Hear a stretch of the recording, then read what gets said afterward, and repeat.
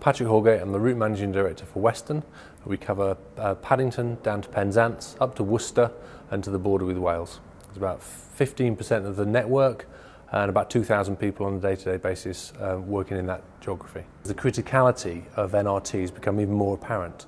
More and more of the signalling technology now goes over the telecoms network, so a simple failure can be catastrophic from a train service perspective, meaning large delays whilst the fault's rectified. Over the next 10 years on Western, we've got about £700 million worth of investment in signalling technologies. Much of that recontrol and relock from an interlocking perspective relies on NRT for the FTN network. So more and more of our business will be coming their way. What's really important is that we work together to make sure that delays to trains caused by telecoms outages are absolutely minimised, and we concentrate on pushing the advantages of that technology forward together. I'm Richard Schofield. I'm the Director of Route Asset Management for Network Rail on the Anglia route. I'm responsible for all of the assets, so bridges, structures, track, signalling and buildings, and particularly responsible for the longer term strategic vision for those structures to make sure that they're fit for both Network Rail and for our customers. So telecoms is massively important to the route. It's gone from historically being about desk phones, maybe level crossing phones, and that's kind of been it. And into the future, when it's all about the control systems of the future. As a route, we open our control centre in 2014, and telecoms will then effectively be running the whole network. All of our capability, all of our capacity will be running over those systems. So they stop being kind of incidental and become absolutely crucial to both us and our customers. I'm Mark Langman, Route Managing Director for Wales Route. I lead a team of 1,300 people with a route network across the entirety of Wales and the English borders of 936 route miles. And we work with our main train operators, Arriva Trains Wales, First Great Western and Virgin Trains. NRT is increasingly becoming more important to what I do to deliver a reliable service for our train operators and for their passengers on a day-to-day basis. As we re-signal and we switch new equipment onto the FTN network and we're ready to commission the GSMR network, NRT plays an even more important role in the day-to-day delivery of the operational railway. For our customers and for our passengers, they don't see the divisions and the separate functions within Network Rail. It is Network Rail that delivers that service, so for them it's seamless. So NRT is an important partner that effectively operates and provides me a service I can rely on, and to our customers is invisible.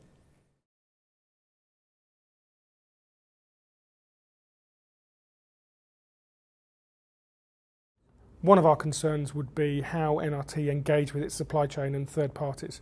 I want a one-stop shop. I want to be able to go to NRT for issues such as asset management, for data security, for security of networks, and it needs to be there in one place. And a massive supply chain or a massive group of third-party contracts is going to be really difficult as a route for us to pick our way through in a live railway scenario. So a one-stop shop that offers solutions across the entire portfolio of telecoms is really what we're after. Recently in Oxfordshire we had a level crossing that was on the wrong service level agreement with British Telecom, and we had the level crossing closed for over a week because it was on a 3-day response time rather than something that was immediate. It's things like that really do get the routes back up and mean that the relationship's more tense than it needs to be.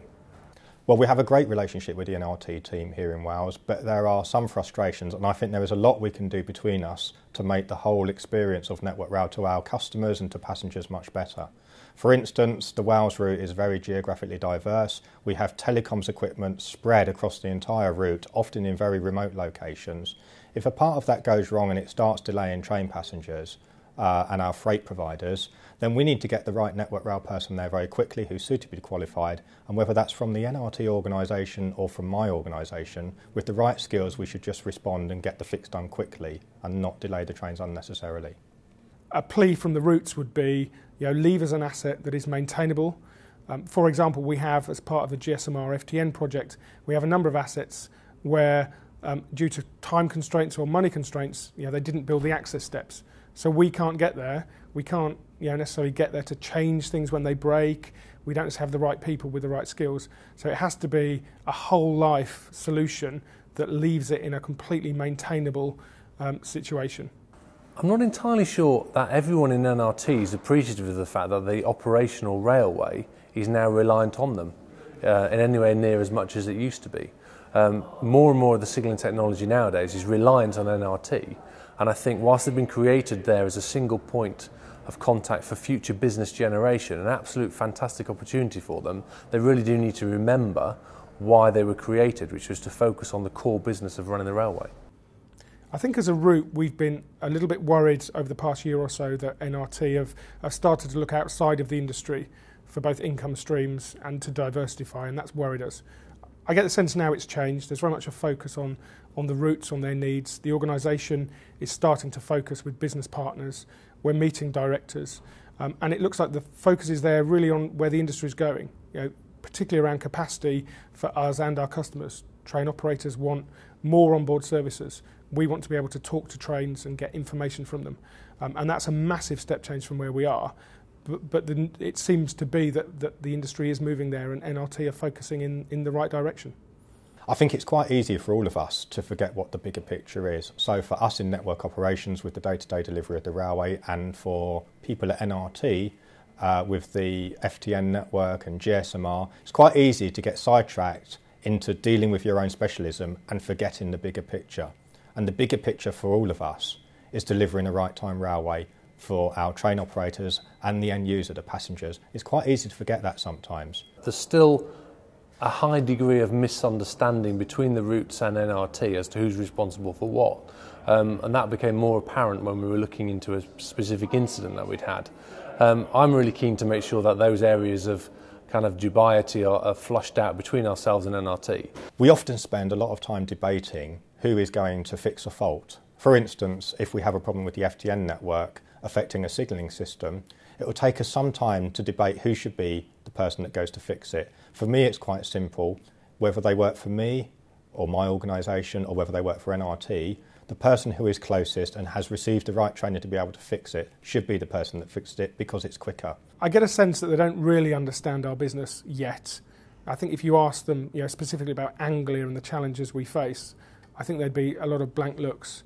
But I think it's starting. I think the dialogue starts.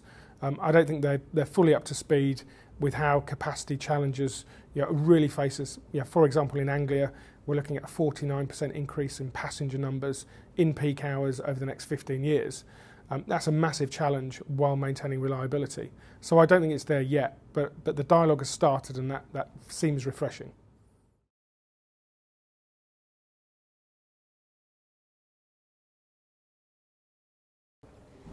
I think in the way that the RAM teams have been created across all disciplines now, in telecoms and Chris Neal, we certainly have someone who fits in well with all the other route asset managers and understand the whole holistic problems we have on the route and how telecoms can play that part in fixing it.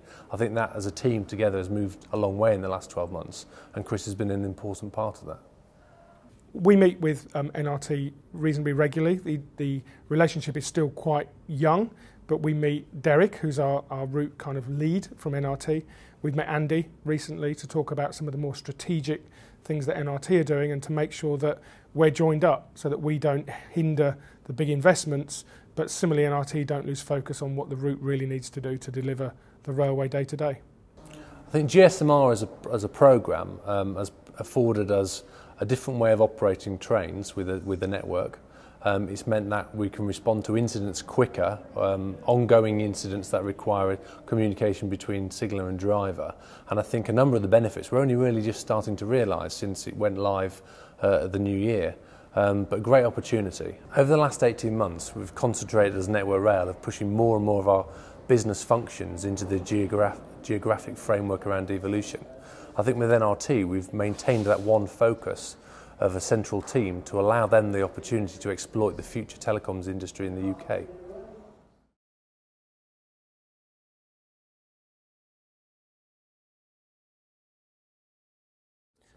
A two-way dialogue looking at some of our key strategic problems going forward would really help. Not just us going to them with problems, but actually a real engagement that looks at what are we trying to achieve and how can we work together to achieve as many of those possible solutions as we can, and not just a relationship that's based on something's broken, can you fix it? Because there's not that expertise in the route. We don't own that, We have the civils, we have the track, we have the traditional type of network rail skills, but telecoms is something new for us really, and we shouldn't underestimate it. Well, I think security in our telecoms network is absolutely vital, and it's not just about security, it's about reliability. I need a reliable network.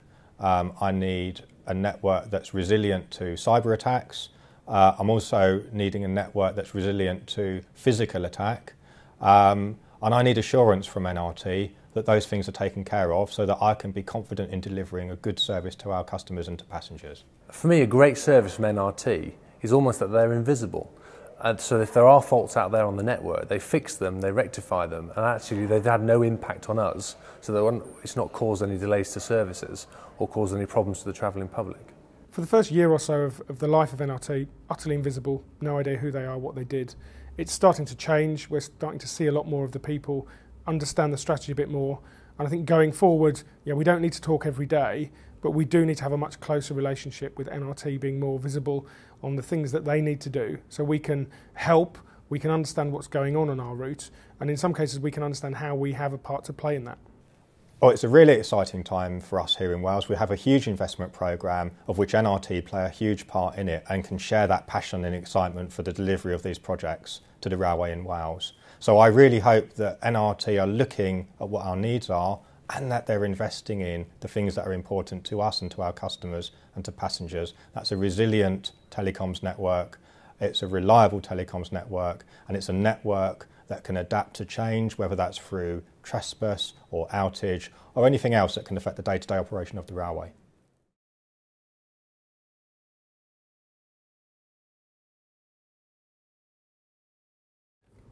In terms of the future for us as a route, there's a massive trade-off coming between capacity and reliability.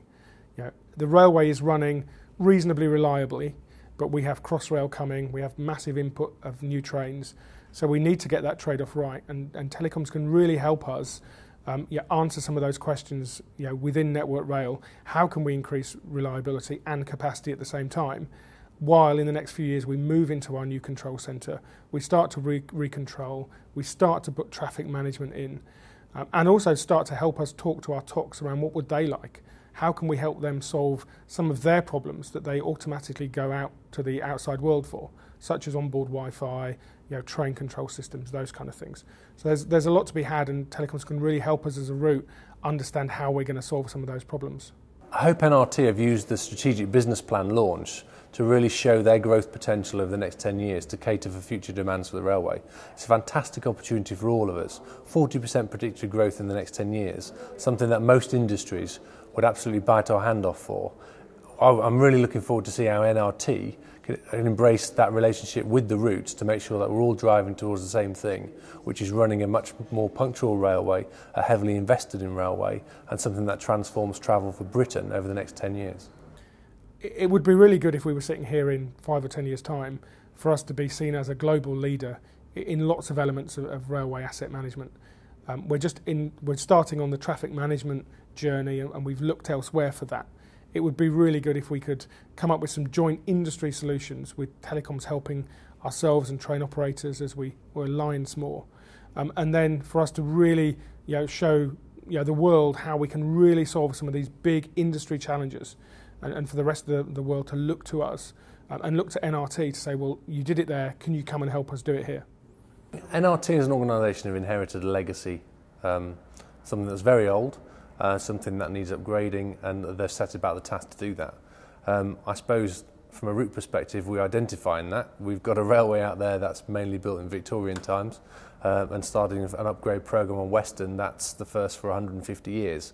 So I'm not overly sympathetic to someone who tells me we've got a legacy system that needs updating. I'm fully aware of what working with one is about. Really, it's marrying those challenges that affords us with a great, exciting opportunity to go ahead and do that work because no one else has got that opportunity. Capacity going forward will only increase. Reliability demands are there and will only increase. People are paying more and they want more for their money. And telecoms plays a massive part in that future. And has to be at the table and has to be in the dialogue and has to be offering us solutions. We've got a big programme of work in the Wales route over the next 5 to 10 years, for instance re-signalling projects that rely on the FTN network and the rollout of GSMR that's just around the corner.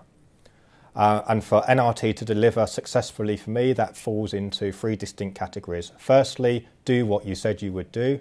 Secondly, do it when you said you would do it. And thirdly, be open and transparent about when there are issues with that programme so that we can plan around it, because our train operators and passengers expect that seamless service from Network Rail.